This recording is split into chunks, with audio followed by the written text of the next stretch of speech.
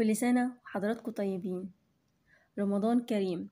الفيديو ده أول ما هينزل هيكون نازل أول يوم في رمضان، ينعاد علينا إن شاء الله بالخير. طبعا رمضان يعني سحور، وسحور يعني فول. مفيش يوم في رمضان يعدي من غير ما ناكل الفول.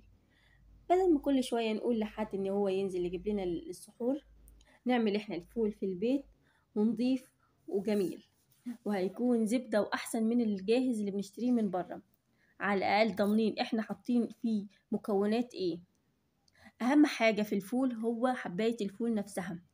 حباية الفول لازم تكون كبيرة وفاتحة كده، لكن لو جبت حباية الفول الصغيرة السمرة مستحيل مهما تحطي ملح الليمون أو بيكربوناته أو أيا كان هتضيفيه علشان الفول تبقى بيضة وفاتحة، عمرها ما هتكون لونها فاتح. أهم حاجة حباية الفول ننقيها صح جدا جدا. تاني حاجة ان احنا نخمر الفول، لازم البقوليات تتخمر ليلة كاملة.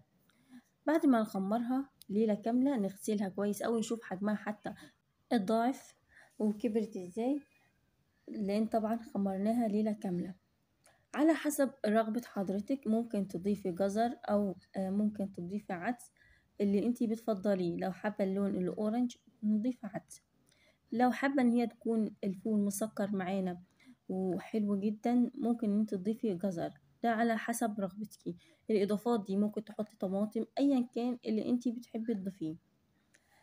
انا بضيف نص كيلو من الجزر على الفول بتاعي، وكمان بضيف كوبايتين منقوعين مش اقل من 2 إلى 3 ساعات من الفول المدشوش، ده بيخلي الفول معايا كريمي جدا.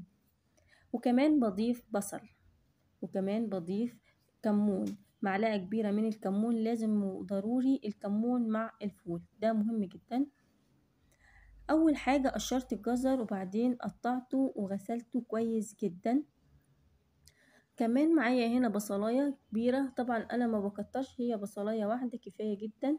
الفول معايا دلوقتي بدأ إن هو يغلي، نزلت بالفول المدشوش على الفول بعد ما بدأ إن هو يغلي. طبعا الفول المدشوش قلنا ان هو بيخلي الفول كريمي جدا. كمان هننزل بالجزر اللي احنا قطعناه، حابين ان انتوا تبشروه مفيش مشاكل كده او كده.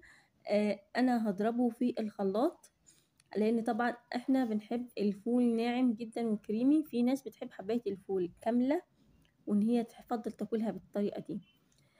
الفول على نار هادية جدا شمعة، لان الفول لو استوى على نار عالية بيشيط، فلازم نهدي النار جدا جدا على سوى الفول. طبعا لو انت عندك فوالة فهتخلي الفول تحفة وجميل، ما عندكيش عادي مفيش مشاكل، في حلة زي ما انا عملت وخليت الفول لونه كان تحفة وفاتح جدا جدا وما كانش اسمر، لان طبعا حباية الفول هي الاساس، والاضافات دي حاجة من عندنا احنا، لكن اهم حاجة هي حباية الفول. سبت الفول على نار هادية جدا 3 ساعات. بعد ما ضفت طبعا البصل والجزر والفول المدشوش ومعلقة كبيرة من الكمون، كل طبعا ما المية بتنقص بنضيف مية مغلية علشان الفول طبعا ما يبصش. دلوقتي احنا هنكيس مع بعض الفول، شايفين اللون التحفة والابيض. طبعا التكييس ده على حسب رغبتك وانتي ادرى بعدد افراد اسرتك وهتاكلي قد ايه. انا عملت معايا 12 كيس، طبعا 12 يوم في رمضان كده عدوا وانا مرتاحة، مش هضطر ان انا انزل كل يوم اشتري الفول. وكل سنة وانتم طيبين بالهنا والشفا.